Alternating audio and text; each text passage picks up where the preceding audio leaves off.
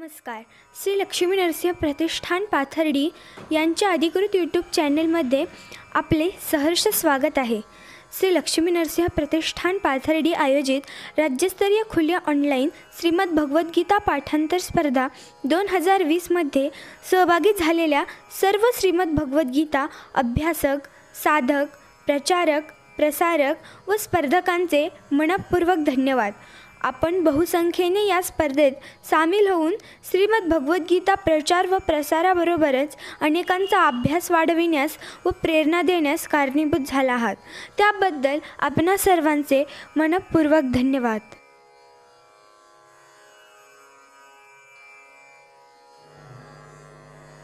नमामि सद्गुरुं शान्तं सच्चिदानंद विग्रहं पूर्ण ब्रह्मपरानंदं ईशमानंदवल्लभं. गीता सुगीता कर्तव्या किमन्यैः शास्त्रविस्तरैः या स्वयं पद्मनाभस्य मुखपद्मात् विनिसृता. जे उपनिषदांचे सार, सर्व शास्त्रांचे माहेर, परमहंसी सरोवर सेविजे जे. आज आपणा सर्वांच्या खूप मोठा भाग्याचा दिवस आहे की आपल्या हिंदू धर्माची जी मूळ तत्व ज्या संहितेमध्ये वर्णन केलेली आहेत, किंबहुना ज्या संहितेच्या आधारानं मनुष्य आपलं जीवन जगू लागला तर न स्खलेत न पतेत इह अशा प्रकारचं जीवन त्याला मिळू शकतं. त्याचं स्खलनही होणार नाही आणि त्याचं पतनही होणार नाही. अशा संहितेच्या भूतलावर आगमन होण्याचा आजचा दिवस, आजची तिथी मार्गशीर्ष शुद्ध एकादशी. या दिवशी भगवती गीता भगवंताच्या मुखातून भूतलाला पावन करण्याकरिता अवतीर्ण झाली. जगात भगवंताच्या अवताराचाही वाढदिवस करण्याची किंवा उत्सव करण्याची पद्धती आहे. ती आवश्यकच आहे. त्याद्वारे जगात वेगवेगळ्या पद्धतीनं उत्साह, आनंद या गोष्टी निर्माण होत असतील. पण एका दृष्टीनं भगवंताच्या जन्मापेक्षाही भगवती गीतेचा जन्मोत्सव हा महत्त्वाचा आहे असं म्हटलं तर वावगं ठरू नये. याचं कारण आहे, भगवंताच्या अवतारांच्या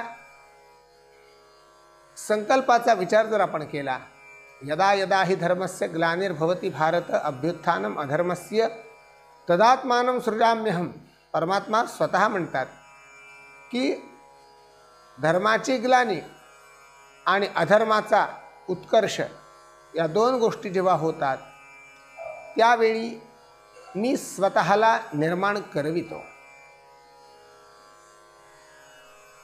परंतु धर्माची ग्लानी सतत सतत होत नाही, म्हणून परमात्म्याला सतत सतत थांबावं लागत नाही.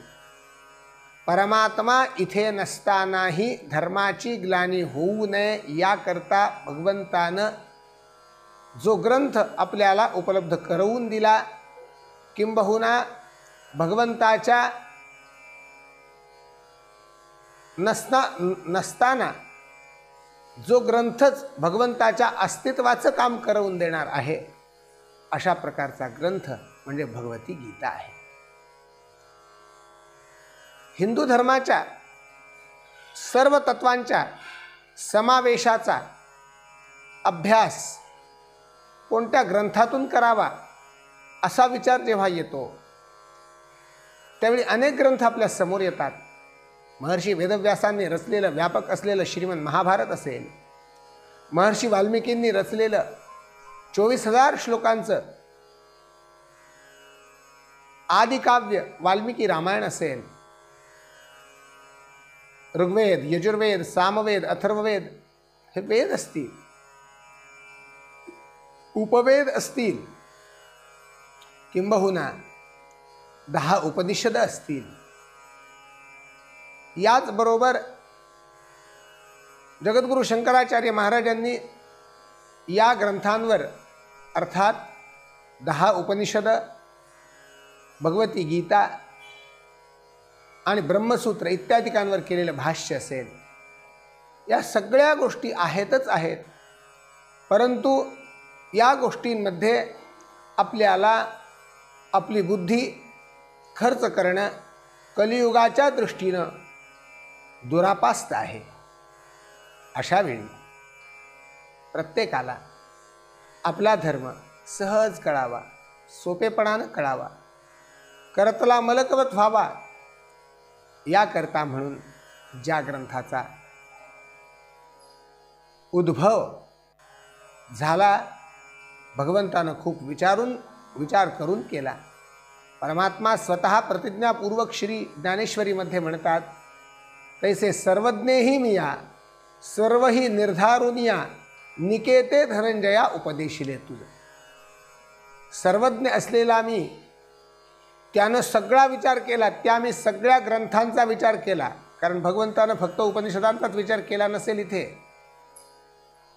अनेक या जगात कल्याणाकरता अवतीर्ण झालेल्या प्रत्येक ग्रंथाचा भगवंतानं विचार केला आणि शेवटी निर्धारण केलं आणि त्यातलं निक म्हणजे त्यातलं सोपं आणि हिताचं अशा प्रकारचं सार काढलं आणि ते सार काढून अर्जुनाच्या निमित्तानं कलियुगीन लोकांच्या हातात दिला.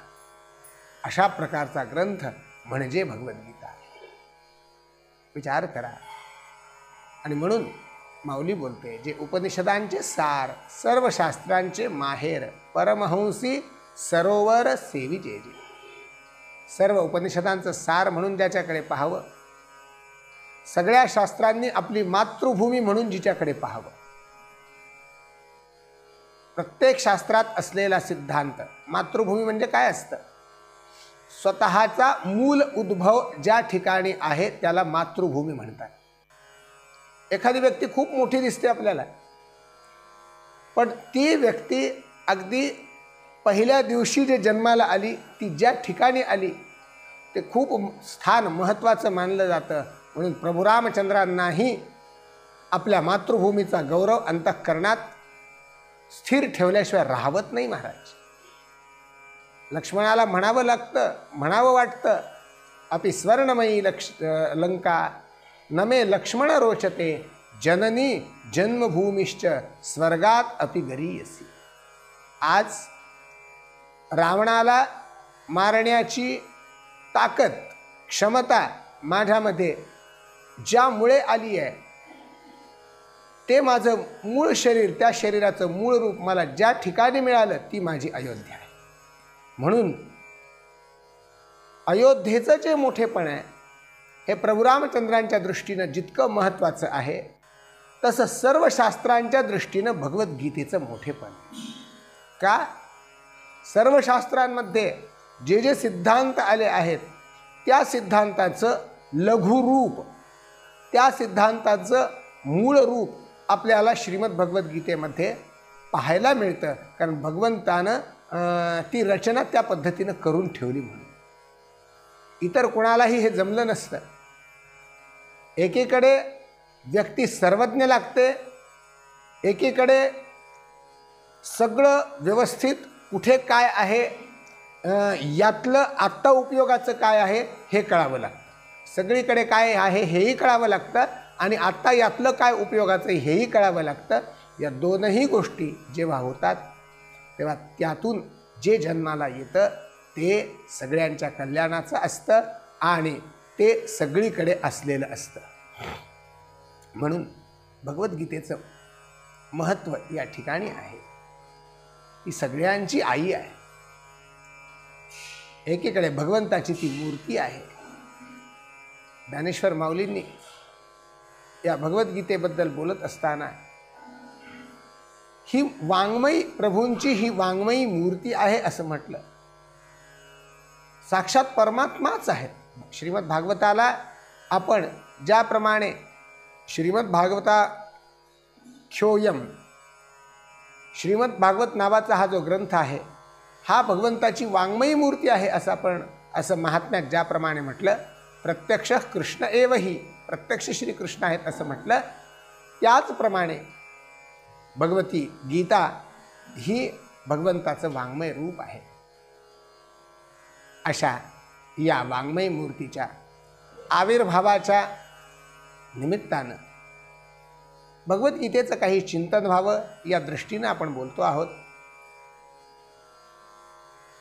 श्रीमद भगवद्गीता भविष्यात अनेकांना त्यांच्या कल्याणाला कारण ठरली, पण ज्याच्याकरता ही भगवद्गीता झाली आणि ती ज्यांनी सांगितली तो परमात्मा या पांडवांना उपयोगाचा कसा ठरला याबद्दल गीता महात्म्यात जे वर्णन आलं, पाराशर्यवच सरोजममलम गीतार्थ गंधोत्कटम नानाख्यानक केसरम हरिकथा संबोधना बोधितम लोके सज्जन षट्पदै रहरह पेपीयमानं मुदा भूयात भारत पंकजम कलिमल प्रध्वंसिन श्रेयसे. वर्णन येतं, पाराशर्य वचः सरोजम अमलम. महर्षी वेदव्यास, पराशरांचे पुत्र महर्षी वेदव्यास, त्यांची वाणी तेच कमल, वचः सरोजम, ते कसं निर्मल कमल. पर कमलाला गंध असतो ना, गीतेच्या अर्थाच्या गंधानं उत्कट झालेलं अशा प्रकारचं ते कमल, गीतार्थ गंधोत्कटम. बरं, याच्यात केसर कोणता आहे? नानाख्यानक केसरम हरिकथा संबोधना बोधितम. निरनिराळ्या प्रकारचे आख्यानं हेच याच्यात केसर आहे. आणि भगवंताच्या कथेच्या संबोधनानं बोधित झालेलं हे कमळ आहे. म्हणजे काय? ज्याप्रमाणे कमळ उगवण्याकरता काय लागतं तर सूर्यनारायण लागतात, त्याप्रमाणे भगवंताची कथा हाच जणू सूर्य आणि त्याद्वारे बोधित झालेलं अशा प्रकारचं हे कमळ आहे. संबोधना बोधितम. यात आपलं काम काय आहे? जर गीतार्थाच्या गंधानं उत्कट असलेलं हे पाराशर्यांच्या वचःसरोजातून निघालेलं, वाणीतून निघालेलं हे जर कमळ असेल तर आपलं काम काय? लोके सज्जन षट्पदै रहरह पेपीयमानं मुदा. या जगामध्ये असे काही भुंगे आहेत की ते भुंगे या गीतेच्या अर्थाच्या उत्कट गंधाला लुब्ध होऊन, लोभून या पाराशर्यांच्या वाणीकडे आकृष्ट होतात. पेपीयमानं मुदा, आणि हा उत्कट गंध सेवन करतात. असा हा गंध भूयात भारत पंकजम कलिमल प्रध्वंसिन श्रेयसे. असा गंध ज्या भारत कमळात आहे ते भारत कमळ प्रत्येकाच्या कल्याणाकरिता होवो अशा प्रकारे तिथं म्हटलं. भारत कमळ परागू गीताक्षु प्रसंगू जो संवादला श्रीरंगू अर्जुनेसी. ज्ञानेश्वर महाराजांनी याचंच वर्णन या ठिकाणी व्यवस्थितपणे केलं. असो, म्हणून आता आपल्याला गीतेचा अर्थ मिळाला, उत्कट गंध मिळाला. गीता जयंतीच्या निमित्तानं आपण अंतःकरणात काही संकल्प केला पाहिजे. हा संकल्प हा असला पाहिजे की आपल्याला कमळ मिळालं, आपल्याला गंध मिळाला, आता आपल्याला भ्रमर होता आलं पाहिजे. कोणतंही कमळ घ्या, भारताच्या दृष्टीनं कमळ महत्त्वाचंच आहे आणि त्यावेळी आपल्याला भ्रमर होता आलंच पाहिजे, तरच आपलं कल्याण आहे. श्लेषानं घेतलं तरी हरकत नाही, परंतु हे कमळ व्हायचं म्हणजे काय? जैसे भ्रमर परागुनेती परी कमळदळे नेणती तैसी परी आहे सेविती ग्रंथी ये. का आपुला ठावो न सांडिता आलिंगिरे चंद्र प्रगटिता हा अनुराग भोगिता कुमुदिनी जाणे ऐसेने गंभीरपणे स्थिरावलेने अंतःकरणे आथिला तोची जाणे मानू. माऊलींनी ज्ञानेश्वरीच्या उपोद्घातामध्ये या गीता ग्रंथाचा अधिकारी कोण आहे याबद्दलचं केलेलं जे वर्णन आहे ते खरोखर अलौकिक वर्णन आहे. किंबहुना कोणत्याही टीकाकारानं या भगवद्गीतेकडे या दृष्टीनं पाहिलंय असं आपल्याला दिसत नाही. अहो, अर्जुनाची पाती, अर्जुनाच्या पंक्तीला बसण्याची ज्यांची योग्यता असेल त्यांनीच या ग्रंथाकडे मी जे बोलतोय त्याच्याकडे व्यवस्थित लक्ष द्या असं माऊली बोलते. ही कृपा करून संती अवधान द्यावे. आणि मग तिथेच म्हणतात की ज्याप्रमाणे भ्रमर पराग घेऊन जातात, पण कमळाला कळतं का हो भ्रमरानं पराग घेऊन गेलाय म्हणून? त्याचप्रमाणे त्या गीतेच्या अर्थाच्या गंधाच्या उत्कटतेला न कळता आपल्याला त्याच्यातून चोरून ते घेता आलं पाहिजे. आलिंगी जे चंद्र प्रगटता हा अनुराग भोगिता कुमुदिनी जाणे.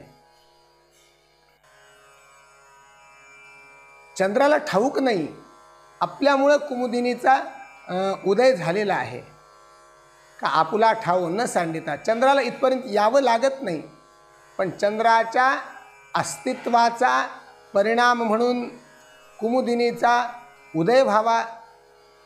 त्याप्रमाणे भगवद्गीतेच्या या उत्कट गंधाचं अंतःकरणात केवळ अस्तित्वच आपल्या सगळ्या संशयाचं छेदन करून भगवंताच्या तत्त्वज्ञानाला अनुकूल असं आपलं हृदयकमल उकलून देण्याची क्षमता त्यात आहे.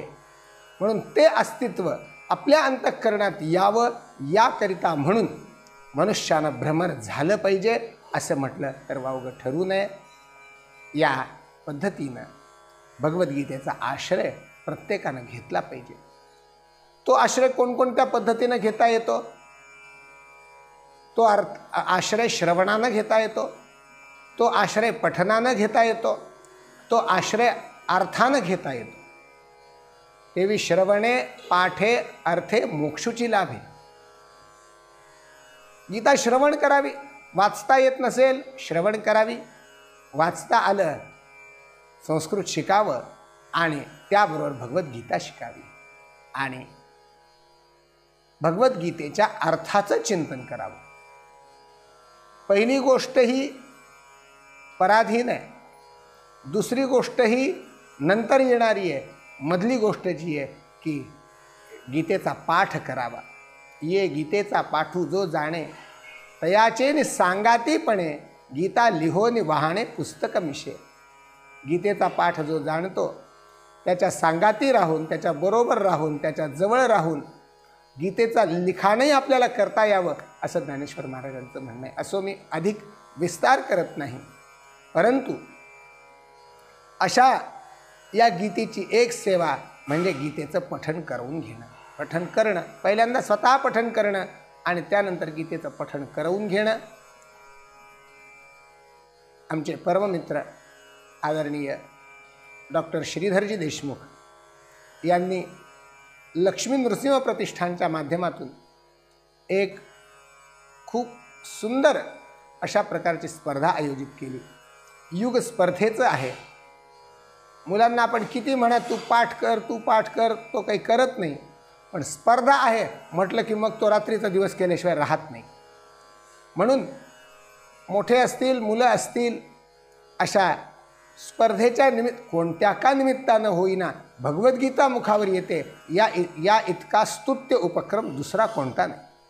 म्हणून अशा या उपक्रमामध्ये भगवद्गीतेच्या 15व्या, 16व्या, 12व्या, 15व्या, 16व्या आणि 17व्या अध्यायाच्या पाठांतराची ही स्पर्धा ही आपल्या सगळ्यांनाच अनुकरणीय अशा प्रकारची आहे. यात ज्यांनी ज्यांनी भाग घेतला आहे ते खरोखर अभिनंदनास पात्र आहेत. कृपा करून याचा विचार करू नका कोण जिंकतो आणि कोण हरतो. आपल्या मुखावर भगवद्गीता आली म्हणजे आपण जिंकलो ही आपली भावना असली पाहिजे. इतर सगळे शब्द आपल्या मुखावर येतात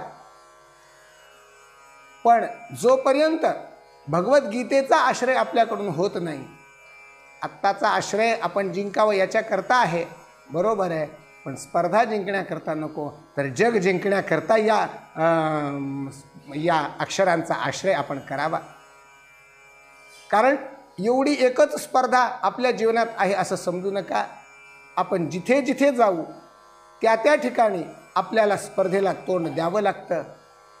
पण आपण जिंकलं पाहिजे, आपण जिंकलं पाहिजे, हे द्वंद्व अंतःकरणात जे आहे त्या द्वंद्वाचा नाश करण्याची क्षमता भगवद्गीतेच्या अक्षरांमध्ये आहे. म्हणून या निमित्तानं सगळ्या स्पर्धकांना आणि सर्वच श्रोत्यांना ही विनंती राहील की अंतःकरणात स्पर्धा ठेवू नका. कुणाचीच स्पर्धा न ठेवणं याच्या इतकं दुसरं जिंकणं नाही. सगळे पुढे जातील, सगळ्यांना पुढे जाऊ द्या, आपण सगळ्याच्या मागून जाऊ, अशा प्रकारची भूमिका हे खरं स्पर्धा जिंकण्याचं लक्षण आहे.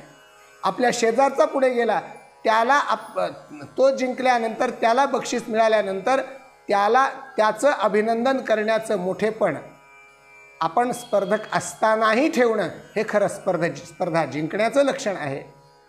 त्यात अधिक आनंद मानणं हे खरं स्पर्धा जिंकण्याचं लक्षण आहे. ही भूमिका या भगवद्गीतेच्या पाठांतरातून आपल्या अंतःकरणात स्थिर व्हावी आणि त्याद्वारा आपलं सर्वांचं जीवन परिपूर्ण व्हावं, भगवंताला आवडणारं व्हावं, ज्ञानोबा तुकोबांना आवडणारं व्हावं. आणि ज्याकरता आपण इथे आलो आहोत, या जन्माला आलो आहोत, या जन्माचं सार्थक व्हावं, ही सत्कामना, ही प्रामाणिक कामना माझ्या माऊलींच्या चरणी, भगवान श्रीकृष्णांच्या चरणी प्रगट करतो आणि माझ्या वाणीला इथेच विराम देतो. गीता माता की जय, गोपाल कृष्ण भगवान की जय.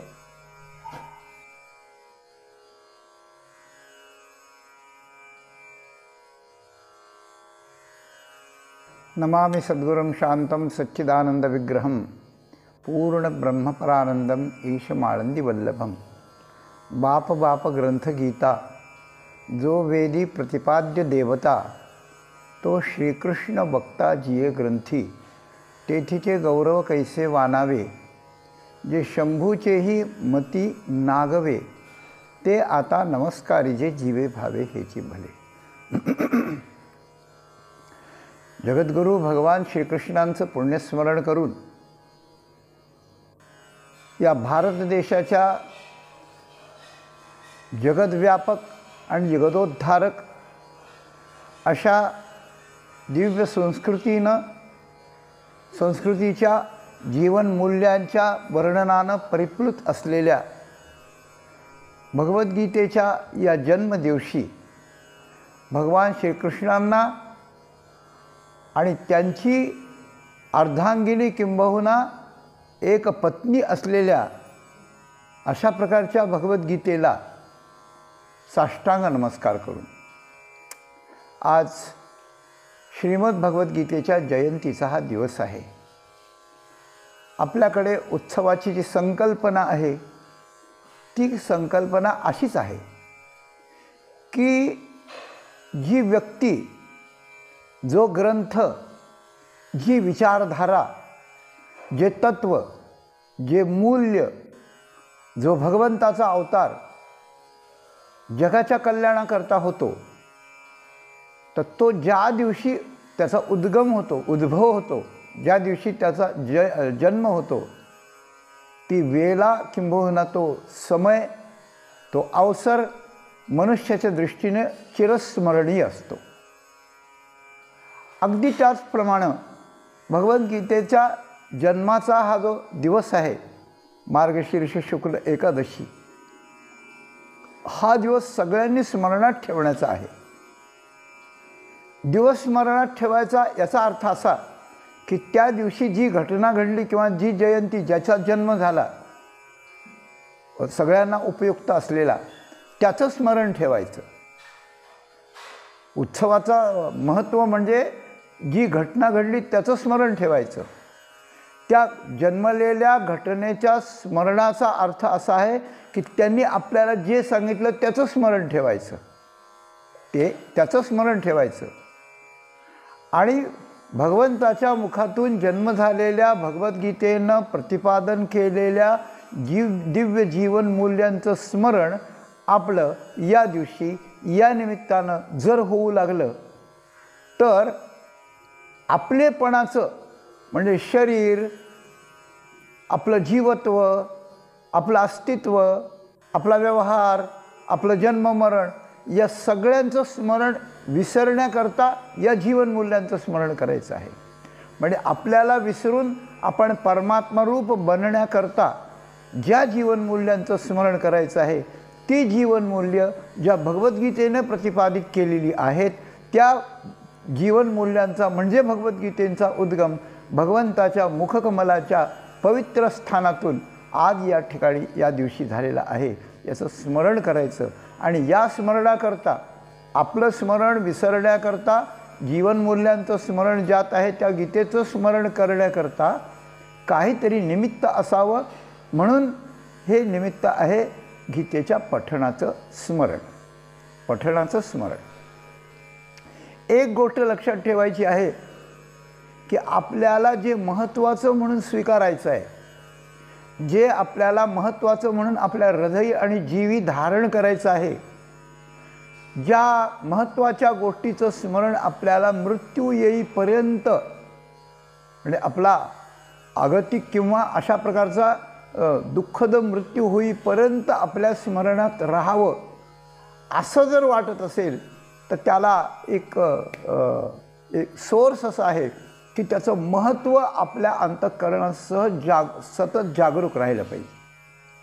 त्याचं महत्त्वाचं वहन आपल्या अंतःकरणानं क्षणक्षणाला अशा प्रकारचं केलं पाहिजे. ते विसरलं नाही पाहिजे. न विसंबिजे संकटी सिद्ध मंत्र जैसा असं ज्ञानेश्वरीत वर्णन आहे की आपल्याला एखादा सिद्ध मंत्र दिला की कोणतंही संकट आलं की तुझं या संकटातून सुटका होईल. अगदी असा जर मंत्र एखाद्या महात्म्याने आपल्याला दिला तर आपल्याला कोणत्याही संकटाचं भय नाही की त्या संकटात आपण त्या मंत्राने त्या ठिकाणी जिवंत आणि सुरक्षित राहू शकतो. पण एक आपली जबाबदारी जरूर आहे की त्या मंत्राचं आपल्याला त्यावेळेला विस्मरण न झालं पाहिजे अशी गोष्ट. एवढा बलाढ्य योद्धा कर्ण असताना ऐन वेळेस त्याला त्याच्या बाणाचे मंत्र विसरले, त्याच्या अस्त्राचे मंत्र विसरले, उपयोग झाला नाही. म्हणून त्या मंत्राचं स्मरण राहिलं पाहिजे आणि त्या मंत्राचं स्मरण होण्याकरता न विसंबीचे संकटी सिद्ध मंत्र जैसा त्याचं विसंबण न झालं पाहिजे. याचा अर्थ असा संकटात उपयोगात येणारा मंत्र सतत आपल्या अनुसंधानात आला पाहिजे. तर मृत्यूसारखं संकट, नरकाच्या यातनेसारखं संकट, मनुष्याचा जीव जाण्याइतकं संकट, निरनिराळ्या वेदना, यातना, गर्भवास इत्यादिक संकटं अशी जी आहेत भूतलेली आपल्या जीवावर बेतलेली, या सगळ्या संकटातून बाजूला काढणारी भगवद्गीता जी आहे त्या भगवद्गीतेचा मंत्र म्हणजे भगवद्गीतेने सांगितलेले श्लोक, भगवद्गीतेने सांगितलेली जीवनमूल्य त्याचंही आपल्याकडून विसंबण आणि विसरणं न झालं पाहिजे. हा भाग ही सततच येतो. याकरता ती गोष्ट महत्त्वानं आपल्या लक्षात राहावी त्याकरता त्याचं महत्त्व अन्य शास्त्राने खूप मोठं अशा प्रकारचं सांगितलं आहे, खूप सांगितलं आहे. अगदी भगवद्गीतेच्या टीकाकारांनीही आपल्या आपल्या परीनं हे गीतेचं महत्त्व सांगण्याचा खूप प्रयत्न अशा प्रकारचा केलेला आहे. हा श्लोक त्याच्याकरताच आहे. गीता सुगीता कर्तव्या किमन्यै शास्त्रविस्तरैः या स्वयं पद्मनाभस्य मुखपद्मात विनिसृता. ही भगवद्गीता सुगीता चांगल्या प्रकारानं हिचं गान करावं.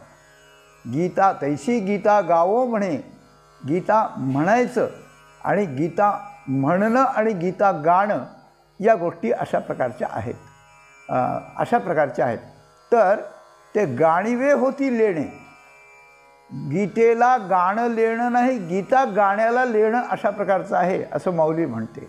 तर अशा प्रकारच्या उत्तम प्रकारचं गीतेचं जर गान केलं, उत्तम स्वरात, उत्तम आवाजात, उत्तम प्रकारच्या तालात अशा प्रकारचं जर गीता आपण गाऊ लागलो तर त्या ठिकाणी एखादा नाग डोलावा अशी गोष्ट होते. तर अशा प्रकारची गीता उत्तम प्रकारचं गाणं हेच माणसाचं उत्तम सुकर्तव्य अशा प्रकारचं आहे. इतर किती आपण गा, सगळ्या जगाला रिझवा, पण भगवद्गीतेनं आपण रिझवू, लोकांना रिझवू आणि भगवंतालाही रिझवू आणि त्यात आपलं कल्याण आपण करून घेऊ, याकरता हे आपलं कर्तव्य आहे. आणि या गीतेचं एक महत्त्व असं आहे की स्वयं पद्मनाभस्य, भगवंताच्या स्वयं ज्याच्या नाभीतून निघालेल्या कमळात जन्मलेल्या ब्रह्मदेवापासून ही सृष्टी झाली. या सृष्टीला रंजवण्यासाठी, हिच्या उद्धारासाठी भगवंताच्या मुखातून ही गीता निघाली. हिचं महत्त्व सगळ्या शास्त्रकारांनी निरनिराळ्या प्रकरणात आणि भगवद्गीतेवर टीका करणाऱ्या टीकाकार विद्वानांनी या टीकेत निरनिराळ्या प्रकारांनी भगवद्गीतेचं महत्त्व वर्णन करण्याला ते विसरले नाही. वेळेच्या मर्यादित बोलायचं म्हटल्यानंतर या सगळ्या शास्त्रकारांच्या या वर्णनाच्या या डांगुरटीमध्ये सर्वश्रेष्ठ असं जे वर्णन आहे, ती सर्वश्रेष्ठ टीका महाराष्ट्रीय भाषेला ललामभूत असलेली अशा प्रकारची भावार्थ दीपिका संतश्रेष्ठ माऊलींनी ज्ञानेश्वरीजी केली अशा प्रकारची आहे. ही सर्व मान्यता आहे. आणि या सर्व मान्यतेत या भगवद्गीतेचं वर्णन अनेक ठिकाणी माऊलींनी अशा प्रकारचं केलं. त्यात 1-2 स्थळं आपल्याला उद्धृत करण्याचा प्रयत्न करीत आहे. तर ही स्थळं अशी आहेत की भगवद्गीता ज्ञानेश्वर माऊली म्हणतात, बाप ग्रंथ गीता, बाप रे बाप, अरे वा, आश्चर्याचा हा चित्कार आहे. आज बाप हा आश्चर्याचा उद्गार आहे. बाप ग्रंथ गीता. काय या गीतेचं महत्त्व समजावं? जसं या पद्मनाभस्य, या पद्मनाभस्य म्हटलं ना, त्याचप्रमाणे माऊलीने म्हटलं, जो वेदी प्रतिपाद्य देवता तो श्रीकृष्ण वक्ता इये ग्रंथी. वेदानं ज्याचं प्रतिपादन करावं. ऐका, सगळे लोक वेदांचं वर्णन करतात बरं का. वेद प्रणिहितो धर्म ह्यधर्मस्तद्विपर्यः वेदो नारायण साक्षात स्वयंभूर्तिशुश्रुम. भागवत बोलतं की वेद सांगेल तो धर्म, आणि वेद साक्षात नारायण आहे, आणि साक्षात वेद नारायण आहे, आणि तो वेद धर्म सांगतो. पण तो वेद भगवंताच्या मुखापासून निघाला, आणि त्या वेदाची प्रतिष्ठा अनेकांना जरी सांगितली असली, ऐका, वेदाची प्रतिष्ठा अनेकांनी सांगितली असली तर वेदाची प्रतिष्ठा वेद जितकं सांगतो तितकी कोणाला सांगता येत नाही. कारण असं म्हटलं आहे, वेदेची बोलावी प्रतिष्ठा जेवी. ज्याप्रमाणे सूर्यानं सूर्य पाहावा, सूर्यानं दिलेल्या तेजाच्या डोळ्याचा आधार घेऊन सूर्य पाहावा लागतो, त्याप्रमाणे वेदच वेदाची प्रतिष्ठा, जाणण्याची प्रतिष्ठा, ज्ञानाची प्रतिष्ठा, तत्त्वज्ञानाची प्रतिष्ठा, आणि वेद काय ही प्रतिष्ठा वेद सांगतो. अशा प्रकारचा वेद मुख्य प्रतिपादन कुणाचं करतो तर भगवंताचं करतो बरं का. जो वेदी प्रतिपाद्य देवता, वेदांनी ज्याचं प्रतिपादन केलं, ओम नमो आद्या वेद प्रतिपाद्या जय जय सो संवेद्या आत्मरूपा.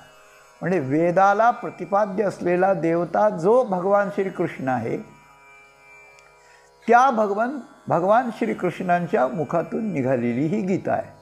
म्हणून हिला वेदाची जननी म्हणतात. जया निद्रिताचा घोरू, वेद हा भगवंताच्या श्वासातून निघाला, घोरातून निघाला, घोरण्यातून निघाला, निद्रित असताना निघाला वेद, असं वर्णन आहे. तर घोरण्यातलं जे श्वासोच्छ्वसन असतं त्यापेक्षा जागृतीत बोलणं जसं सावधपणाचं असतं, तसं वेद घोरातून निघाला आणि भगवद्गीता सावधतेतून अशा प्रकारचं भगवंताच्या मुखातून निघाली, पद्मनाभाच्या मुखातून अशा प्रकारची निघालेली आहे. इतकी ती महत्त्वाची आहे. तो त्या भगवद्गीतेचा वक्ता आहे. म्हणजे श्वासातून निघालेला वेद भगवंताचं प्रतिपादन करतो, आणि तो भगवान भगवद्गीतेचं प्रतिपादन करतात. ते भगवान भगवद्गीतेचं प्रतिपादन करतात. ही गोष्ट किती महत्त्वाची आहे. तर जो वेदी प्रतिपाद्य देवता तो श्रीकृष्ण वक्ता जिये ग्रंथी. पुढे माऊली म्हणतात तेथीचे गौरव कैसे वानावे. त्याचा गौरव मी कसं वर्णन करू. जे शंभूचेही मती नागवे. ज्या भगवद्गीतेचं मोठेपण भगवान शंकरांच्या ज्ञानाची देवता असलेल्या शंकरांच्याही बुद्धीला जे त्या ठिकाणी आकलन होण्याला कठीण आहे ते आता नमस्कारी जे जीवे भावे हेची भावे ते नमस्कारावं. भगवद्गीतेच्या महत्त्वाचा माझ्या दृष्टीने हा कळस आहे की ज्या भगवंताचं वर्णन वेदांनी करावं. वर्णन करण्यात सर्वश्रेष्ठ वेद आहे. त्यानं भगवंताचं वर्णन करावं आणि त्या भगवंतानं गीतेचं वर्णन करावं आणि त्या गीतेचं महत्त्व किती आहे हे भगवान शंकरांनाही लवकर लक्षात येऊ नये असा कुठे प्रसंग आहे. तर असा प्रसंग ज्ञानेश्वरीतच आहे. पहिल्या अध्यायाच्या उपोद्घातात किंबहुना उद्घाटनात माऊलींनी सांगितलं आहे की काय या गीतार्थाची थोरी स्वये शंभू विवरी जेथ भवानी प्रश्न करी चमत्कारोनी ते तो हरू म्हणे नेणीजे देवी जैसे का रूप तुझे तैसे नित्य नूतन देखीजे गीतात. भवानीनं प्रश्न विचारला की सतत हेच पुस्तक काय घेता, काय यात असं एवढं. त्यावेळेला एका वाक्यात भगवंतानं वर्णन केलं आणि त्या वर्णनात जेथ शंभूचीही मती नागवे हा अर्थ ध्वनित अर्थ यात स्पष्ट होतो की देवी जसं तुझं नित्यनूतन रूप आहे. तू सतत मला आवडतेस. आता तू प्रौढ झाली आता म्हातारी झाली मला आवडत नाही असं नाही. तुझं रूप जसं नित्यनूतन आहे तसंच या गीतेचं रूपही नित्यनूतन आहे. याच्या स्पर्धा केल्या, पाठांतर केलं, अर्थ केला, चिंतन केलं, अनुभव घेतला तरी हे कितीही करीतच राहावं असं वाटावं आहे असं भगवान शंकरांनी अनुभव घेऊन अशा प्रकारचं म्हणावं. आणि आपल्या पार्वतीला आपल्या प्रिय पत्नीला एकांतात ही गोष्ट अशा प्रकारची सांगावी. याच्या पलीकडचा गौरव मला वाटतं आता कुणीही करू शकणार नाही अशा प्रकारचा आहे. अशी भगवद्गीता तुम्हा आम्हाला मनुष्यदेह घेऊन आलेल्यांना भगवंतानं त्या ठिकाणी दिली आणि ही देऊन ही आपल्या मुखावर विलसत राहावी आणि आपलं कल्याण व्हावं याकरता निरनिराळ्या प्रकारचे उपक्रम होतात.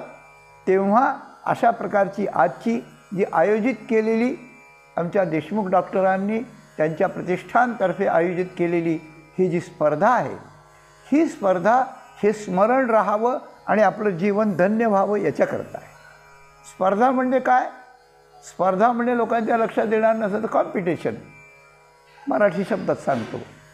तर सतत चढाओढ ही चढाओढ यात मान्य नसलेली आहे अशी गोष्ट आहे. एक गोष्ट आहे की या भगवद्गीतेच्या संदर्भात मनुष्याने इतकं लहान व्हावं की सगळे मोठे मी आपला मागचा खट्ट्या नंबर. आणि या भगवद्गीतेचं वैभव असं की माझ्या इतकं मोठं दुसरं कोणीच नाही, मीच सगळ्या जगात भरलेला आहे. दुसरं नाहीच तर मोठं असण्याचा प्रश्न कुठे येत नाही अशी गोष्ट आहे. पण अशा प्रकारच्या श्रद्धेचं स्पर्धेचं हे जे निमित्त आहे ते कशा करता. स्पर्धेत 3 भाग असतात. पहिल्या नंबरचं बक्षीस, दुसऱ्या नंबरचं बक्षीस, तिसऱ्या नंबरचं बक्षीस आणि चौथा नंबर असतो ते काय असतं त्याचं नाव उत्तेजनार्थ.